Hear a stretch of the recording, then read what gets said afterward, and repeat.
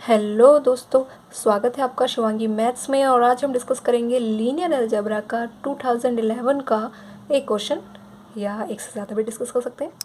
तो ये क्वेश्चन क्या है देखते हैं। और लीनियर अलजेब्रा काफ़ी अच्छा सब्जेक्ट है, और इसके जो प्रीवियस ईयर हम करेंगे वो हम देख के कहेंगे कि इतने आसान से क्वेश्चन आए हैं, काश हम उस समय पेपर दे रहे होते तो हमारा क्वालिफाई हो जाता। लेकिन हमें पता है कि उस वक्त के बच्चों के हिसाब से वो हार्ड रहता है। जैसे हम जो भी एग्ज़ाम देते हैं तो हमें लगता है कि ये कितना हार्ड पेपर आया है, तो वैसे ही है कि और लोगों को भी लगता है कि ये हमारे लिए हार्ड है, बट बाद में आने वाले बच्चों के लिए लगता है कि कितना ईजी सा क्वेश्चन था। तो कुछ इसी तरीके से।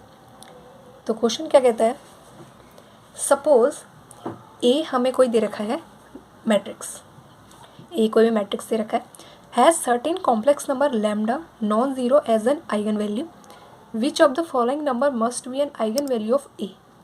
ऑप्शन दे रखे हैं कुछ इस तरीके से। तो क्या किया, हमें कोई भी मैट्रिक्स दिया है, कहा है सर्टेन कॉम्प्लेक्स नंबर लैम्डा जो कि नॉन ज़ीरो है। कोई भी एक सर्टेन कॉम्प्लेक्स नंबर है लैम्डा जो कि नॉन ज़ीरो है, वो एक आइगन वैल्यू है, यानी कि इसके मैट्रिक्स की कॉम्प्लेक्स आइगन वैल्यू। और एक है तो दूसरी भी होगी क्योंकि कॉम्प्लेक्स नंबर हमेशा पेयर में होती है, यानी कि अगर प्लस का आयोटा है तो माइनस का आयोटा भी होगा ही होगा। तो हमें यहाँ कहा गया है कि वो नॉन ज़ीरो है, कॉम्प्लेक्स नंबर है लैम्डा, वो नॉन ज़ीरो है। Which of the following must be an eigenvalue of A. अब इन ऑप्शंस में से हमें बताना है कि वो कौन कौन से नंबर हैं, वो कौन सा नंबर है जो इस ए मैट्रिक्स का आइगन वैल्यू होगा। तो देखिए, किसी भी मैट्रिक्स के आइगन वैल्यू बताने के लिए कई सारे मेथड होते हैं। हम कई तरीके से पता कर सकते हैं कि किसी भी मैट्रिक्स की आइगन वैल्यू क्या क्या है। अगर हमें एक आइगन वैल्यू पता चल जाए तो हम बाकी सारे भी पता कर सकते हैं। तो पहले हम यही कोशिश करते हैं कि क्या हम इस मैट्रिक्स की आइगन वैल्यू एकदम से पता कर सकते हैं। और उसको पता करने की क्या मेथड होता है, हमें क्या चेक करना है, रो सम चेक करना है, या हम कॉलम सम भी चेक कर सकते हैं। अगर रो सम और कॉलम सम, सारी रो का हमने सम किया और बिल्कुल एक जैसा नंबर कोई भी मिला, सारे कॉलम को हमने सम किया और हमें कोई भी एक फ़िक्स नंबर मिला, तो अगर ऐसा मिल जाता है तो वो नंबर हमारी आइगन वैल्यू बन जाता है। तो यही प्रॉपर्टी हम चेक करते हैं सबसे पहले। तो अगर हम यहाँ पे रो सम करेंगे, क्या मिल रहा है हमें, 14 -9 29 -11, ये हमें मिला 0, और -18 + 30 -12, ये भी हमें मिला 0, और 26 + 24 -50, ये भी हमें मिला 0। तो हमें यहाँ से दिखा कि यहाँ पे तो रो सम बिल्कुल सेम आ रहा है और वो भी आ रहा है 0, यानी कि हम कह सकते हैं कि 0 हमारी आइगन वैल्यू, हम 1 मान लेते हैं, तो एक आइगन वैल्यू हमारी 0 है। अब हमें एक आइगन वैल्यू पता चल गई है, और दूसरी के बारे में इन्होंने हमसे ये कह रखा है कि और जो है वो कॉम्प्लेक्स नंबर है, और कॉम्प्लेक्स नंबर के बारे में हमें पता है कि वो पेयर में होती हैं। तो यानी कि एक है तो दूसरी तो माइनस वाली होगी। तो बस हमें अब और आइगन वैल्यू पता करनी है कि और क्या है वो आइगन वैल्यू। तो देखिए, वो कैसे पता करेंगे, आइगन वैल्यू और मैट्रिक्स, इसके बीच में एक रिलेशन होता है, दो होते हैं वैसे। क्या क्या होता है कि जो सम ऑफ आइगन वैल्यू है वो हमारा ट्रेस ऑफ ए के बराबर होता है, और जो प्रोडक्ट ऑफ आइगन वैल्यू होता है वो हमारा डिटर्मिनेंट ए के बराबर होता है। ये बहुत ही मोस्ट इम्पॉर्टेंट प्रॉपर्टीज़ है जो हमें बिल्कुल याद रखनी है और रहनी चाहिए, कि sum of eigenvalue trace of A के इक्वल होता है और product of eigenvalue determinant A के बराबर आता है। तो यानी कि अगर हमें ट्रेस पता है, ट्रेस तो हमें मैट्रिक्स तो गिवन होगा, तो ट्रेस तो हम फाइंड कर ही सकते हैं, और बाकी आइगन वैल्यू को हम सम करके लिख लेंगे। आइगन वैल्यू अगर उनमें से एक भी पता है तो हमारा और निकालने के लिए इक्वेशंस बनाने का तो काम खुल ही जाएगा। और अगर हमें आइगन वैल्यू एक भी पता है तो हम डिटर्मिनेंट की हेल्प से और आइगन वैल्यू निकाल ही लेंगे। तो यहाँ पे अप्लाई करते हैं ये चीज़ कि सम ऑफ आइगन वैल्यू हमारा ट्रेस ऑफ ए के इक्वल है। तो यानी कि क्या आएगा, सम ऑफ आइगन वैल्यू, हमें आइगन वैल्यू तो पता नहीं, सम 3 ही होंगी, λ1 λ2 एंड λ3। क्या है, ट्रेस ऑफ ए के बराबर होना चाहिए। ट्रेस क्या आएगा यहाँ पे, ट्रेस क्या होता है, ये जो डायगोनल के एलिमेंट है इसको प्लस कर देते हैं, तो प्लस करके क्या, 40 और 30 70 -50 20, तो ट्रेस आया हमारे पास 20। अब हमें एक आइगन वैल्यू तो पता है 0 है, और बाकी हमें पता नहीं है। बाकियों के बारे में हमें बस एक ही बात पता है कि वो क्या है, नॉन जीरो है। तो यहाँ से हमें क्या मिला, λ2 जो मिलेगी वो मिलेगी 20 माइनस λ3, है ना। यानी कि 2 और 3 को अगर हम, क्योंकि हमें पता कॉम्प्लेक्स है तो भाई पॉजिटिव नेगेटिव होगी वो, तो अगर हम कहें कि जो दूसरी आइगन वैल्यू है वो 20 में से माइनस करके ही आएगी, इतना तो हमारा यहाँ से फिक्स हो चुका है कि जो दूसरी आइगन वैल्यू आएगी वो 20 में से ही माइनस करके आएगी, और कोई ऑप्शन नहीं हो सकता है। अब इसके बारे में क्या स्पेसिफिक बात कही है इस आइगन वैल्यू के बारे में, वो नॉन जीरो है। बट अगर क्या हो कि वो ज़ीरो हो जाए, ये जो हमारी λ3 है वो ज़ीरो हो तो क्या होगा, इफ़ ये जो लैम्डा है 3 वाली वो ज़ीरो हो जाए तो हमें λ2 क्या मिलेगी, वो मिलेगी 20, है ना। बट इन्होंने हमसे क्या कहा है सर्टेन कॉम्प्लेक्स नंबर, वो कॉम्प्लेक्स नंबर में होनी चाहिए। अब यहाँ से तो हमें 20 मिल रहा है, ये तो बिल्कुल भी पॉसिबल नहीं है कि हमें 20 मिल जाए, ये तो रियल नंबर है। यानी कि हम यहाँ कह सकते हैं कि लैम्डा नॉन ज़ीरो ही होगा, और जो लैम्डा आएगी या 2 कह दें या जनरलाइज λ2 ही कह दें, तो हमें वो मिलेगी 20 माइनस λ3 करके ही, अगर हम λ3 को नॉन ज़ीरो लें तो अगर नॉन ज़ीरो लेते हैं तो हमारे पास यही कंडीशन मिल सकती है उस आइगन वैल्यू को फाइंड करने के लिए कि वो 20 में से ही माइनस करके हमें मिलेगी। अब अगर हम इन ऑप्शन को देखें तो 20 में से माइनस करके तो यहाँ तो नहीं मिल रही, यहाँ तो प्लस करके मिल रही है, यहाँ माइनस करके मिल रही है, वो भी लैम्डा में से। यहाँ मिल रही है हमें 20 में से लैम्डा माइनस करके, बिल्कुल ठीक, यहाँ हमें मिल जा रही है। और यहाँ हमें -20 में से माइनस करके, -20 तो नहीं आ रहा है, ट्रेस तो हमारा पॉजिटिव ही आ रहा था, तो यानी कि यह भी ऑप्शन हमारा रॉन्ग हो गया। तो ये 3 ऑप्शन हमारे रॉन्ग हो गए और ये 20 माइनस लैम्डा वाला ऑप्शन हमारा करेक्ट हो जाएगा। बहुत ही आसान क्वेश्चन था, बस हमें ये प्रॉपर्टीज़ याद रखनी है कि sum of eigenvalue trace होता है, product of eigenvalue determinant के बराबर होता है। और आइगन वैल्यू एकदम से निकालने का क्या मेथड होता है, कोई भी मैट्रिक्स हमें दिया है हमें उसका रो सम और कॉलम सम चेक करना है, बस हम पता कर लेंगे कि वो आइगन वैल्यू उनमें से क्या हो सकती है। अब हम डिस्कस करते हैं 2011 का ही दूसरा क्वेश्चन, जो भी बहुत आसान है। जब हम इसको देख लेंगे, सीख लेंगे तो ये बिल्कुल आसान लगेगा। तो हमें क्या दिया है, हमें कहा है let JV 3x3 matrix all of whose entries are 1। हमें कोई जे मैट्रिक्स दिया है 3x3 ऑर्डर का है, और जिसके बारे में इन्होंने मैट्रिक्स नहीं दिया उसके बारे में वर्ड्स में लिखा है कि all of whose entries are 1, जिसकी सारी एंट्रीज क्या है, 1 है। तो ऑप्शन हमें क्या दिए हैं, 0 and 3 are only eigenvalue of A, क्या 0 और 3 उसकी ओनली आइगन वैल्यू होंगी।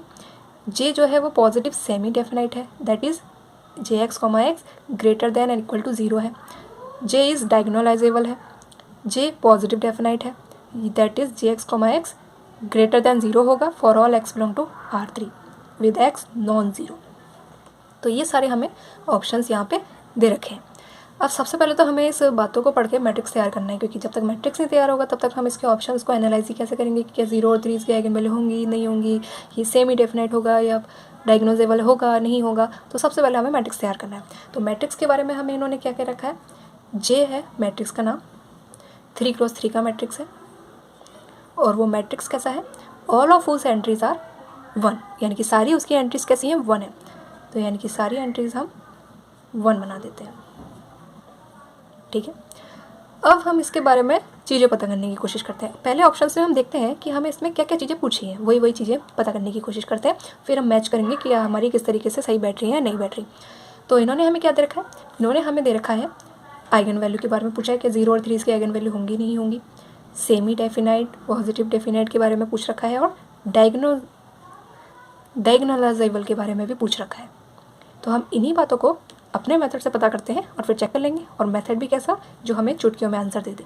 तो जैसा भी हमने पिछले क्वेश्चन में देखा, किसी भी मैट्रिक्स की आइगन वैल्यू फटाफट चेक करने का क्या मेथड होता है, रो सम और कॉलम सम हमें चेक करना होता है। तो यहाँ अगर हम रो सम देखें 3 आ रहा है, सारे से ही हमें 3 मिल रहा है, तो यहाँ से हमें ये बात तो कन्फर्म होगा कि एक आइगन वैल्यू 3 तो होगी ही होगी, ठीक है। तो एक बात तो यहाँ से कन्फर्म हो चुकी है कि एक आइगन वैल्यू 3 होगी ही होगी। और क्या बातें हम यहाँ से पता कर सकते हैं, अब अगर हमें एक आइगन वैल्यू पता है तो हम और भी पता कर सकते हैं, और वो क्या, हमें पता है कि sum of eigenvalue trace होता है और product of eigenvalue determinant ही होता है। अब सम करके तो मुझे नहीं लगता हम कुछ पता कर पाएँ, सम करके हम क्या पता कर सकते हैं, अगर हम प्रोडक्ट करें तो हमें क्या मिलेगा, प्रोडक्ट करने पर अगर हम करेंगे आइगन वैल्यू का तो वो डिटरमिनेंट के बराबर होता है, और ये हमें दिख रहा है ये बिल्कुल सिमेट्रिक मैट्रिक्स है और सारी वैल्यू 1 1 है, अब 1 1 है भाई, इसका जो डिटर्मिनेंट आ जाएगा, डिटर्मिनेंट ऑफ जे जो आएगा वो क्या मिल रहा है हमें, अगर हम इसका डिटर्मिनेंट करें तो 0 मिल रहा है। सॉल्व करेंगे, डिटरमिनेंट निकालेंगे तो ये रो 0 हो जाएगी, ये भी 0 हो जाएगी और हमें डिट 1 0 मिलेगा। यानी कि एक बात तो बिल्कुल अच्छी मिल गई कि हमें डिटरमिनेंट 0 मिल गया। अब डिटरमिनेंट 0 मिलने से हमें क्या एक बहुत ही खूबसूरत चीज़ मिल गई, हमें पता है कि जो प्रोडक्ट ऑफ आइगन वैल्यू होती है, वो डिटरमिनेंट ऑफ ए के बराबर होती है, यानी कि जो भी मैट्रिक्स हमें दे रखा है। अगर हम यहाँ पे प्रोडक्ट ऑफ आइगन वैल्यू करें, यानी कि λ1 λ2 इंटू λ3, वो होगा प्रोडक्ट ऑफ जे के। अब एक आइगन वैल्यू तो हमें पता है 3 है, दूसरी हमें क्या होगी हमें अभी नहीं पता, लेकिन हमें ये पता है कि इसका डिटरमिनेंट 0 है। अब 0 आंसर हमें इक्वल टू मिलना है, तो 0 तो तभी मिलेगा जब इधर की तरफ 0 हो, यानी कि 0 तो तभी बनेगा जब हम 0 से मल्टीप्लाई कर रहे हो। तो यानी कि एक बात तो कंफर्म हो गई कि एक आइगन वैल्यू तो यहाँ पे 0 है ही। तो एक आइगन वैल्यू तो यहाँ से हमें 0 की कन्फर्मेशन मिल चुकी है। अब दूसरी क्या होगी वो हम अभी देख लेते हैं। दूसरी चेक करने के लिए दूसरी कंडीशन तो है ही हमारे पास, और दूसरी कंडीशन हमारे पास क्या है, हमें पता है कि जो सम ऑफ आइगन वैल्यू होता है वो ट्रेस ऑफ ए के बराबर होता है। सम करेंगे तो λ1 plus λ2 plus λ3 equal to trace हमारे पास कितना आएगा, 3 आ जाएगा। λ1 हमारे पास 3 है, दूसरे के बारे में भी हमें गारंटी मिल गई, तीसरी हमें पता करनी है, और λ3 हमारे पास यहाँ से आ जाएगा 0। तो तीसरी भी हमारे पास मिल चुकी है, यानी कि हमें पता चल चुका है कि आइगन वैल्यूज़ जो इस मैट्रिक्स की आएंगी वो आएंगी 0 या 3। तो एक बात तो यहाँ से हमारी कंफर्म हो चुकी है कि आइगन वैल्यू जो इस मैट्रिक्स की आएंगी वो आएंगी 0 या 3 आएगी। अब दूसरा क्वेश्चन हमसे यहाँ डेफिनाइट और पॉजिटिव डेफिनाइट के बारे में पूछ रखा है, तो उसके बारे में इन्होंने, अगर हमें याद ना भी हो तो उन्होंने कंडीशन खुद से भी दे रखी है। कहा है कि JX, X जो है वो ग्रेटर दैन इक्वल टू 0, यानी कि पॉजिटिव सेमी डेफिनाइट की क्या कंडीशन होती है कि वो मैट्रिक्स जो है वो इक्वल टू 0 भी बना रहा हो, और पॉजिटिव डेफिनाइट की क्या होती है कि वो ग्रेटर दैन 0। अब वो क्या, उसकी जो आइगन वैल्यू होती है ना, वो उसके बारे में कहना होता है कि अगर सारी आइगन वैल्यू 0 से बड़ी है तो वो पॉजिटिव डेफिनाइट हो जाएगा। अगर सारी आइगन वैल्यू 0 से बड़ी हैं बट उसमें 0 भी शामिल है, यानी कि इक्वल टू 0 भी है, तो उस कंडीशन में हम कहेंगे कि वो जो मैट्रिक्स है वो सेमी डेफिनाइट है। ठीक है, तो ये जो पॉजिटिव डेफिनाइट और पॉजिटिव सेमी डेफिनाइट वाली जो बात होती है वो भी हमारी आइगन वैल्यू से ही कही जाती है। अब अगर हम इस आइगन वैल्यू को देखें तो यहाँ पे तो 0 भी शामिल है, क्योंकि आइगन वैल्यू तो हमें 0 और 3 ही मिल रही है, तो 0 भी शामिल है। तो यानी कि हम कह सकते हैं कि हमारा इस केस में जो ये मैट्रिक्स है वो पॉजिटिव सेमी डेफिनाइट मिलेगा। ठीक है, अगर सारी 0 से बड़ी होती, यहाँ 4 मिलता, 2 मिलता, तो 2 और 3 आइगन वैल्यू होती, तो हम कहते हैं सारी आइगन वैल्यू 0 से बड़ी है तो ये पॉजिटिव डेफिनाइट है। लेकिन यहाँ पे 0 भी शामिल है तो ये पॉजिटिव सेमी डेफिनाइट हो जाएगा। अब और बात रही एक ऑप्शन में इन्होंने कहा है डायगोनलाइजेबिलिटी के लिए। अब डायगोनलाइजेबिलिटी कैसे चेक करेंगे वो भी हम चुटकी में पता कर सकते हैं। हमारे पास आइगन वैल्यू भी है, सब कुछ है। अब हम देख रहे हैं कि जो मैट्रिक्स दिया है वो कुछ खास तरीके का दिया है, और जो मैंने अभी बीच में बोला भी था, ये हमें सिमेट्रिक मैट्रिक्स दे रखा है ना, सारी वैल्यू 1 1 है, सेम है, तो ये सिमेट्रिक मैट्रिक्स है। और एक प्रॉपर्टी होती है जो बिल्कुल हमें याद रखनी है कि सिमेट्रिक मैट्रिक्स जो होते हैं वो डायगोनलाइजेबल होते हैं। तो सिमेट्रिक मैट्रिक्स जो होते हैं वो डायगोनलाइजेबल होते हैं और हमेशा होते हैं। तो ये प्रॉपर्टीज हमेशा याद रखनी है, सिमेट्रिक मैट्रिक्स आर डायगोनलाइजेबल। तो यहाँ से हम ये भी कह सकते हैं कि भाई जे जो है वो डायगोनलाइजेबल भी है। तो हमारी कौन कौन सी कंडीशन हम देखते हैं सेटिस्फाई हो रही है। 0 और 3 are only eigenvalue of, बिल्कुल ठीक, 0 और 3 ही है। J is positive semi definite greater than equal to 0, बिल्कुल मिल रहा है। जे इज़ डायगोनलाइजेबल, बिल्कुल मिल रहा है। जे इज़ पॉजिटिव डेफिनाइट नहीं है क्योंकि सारी आइगन वैल्यू 0 से बड़ी नहीं है, 0 भी उसमें शामिल है, तो चौथा ऑप्शन हमारा रॉन्ग हो जाएगा। तो इसी तरह बहुत ही आसान क्वेश्चन था, इसको आप दोबारा रिपीट करके देखना अगर आपको समझ नहीं आया हो। तब तक के लिए हम मिलते हैं नेक्स्ट।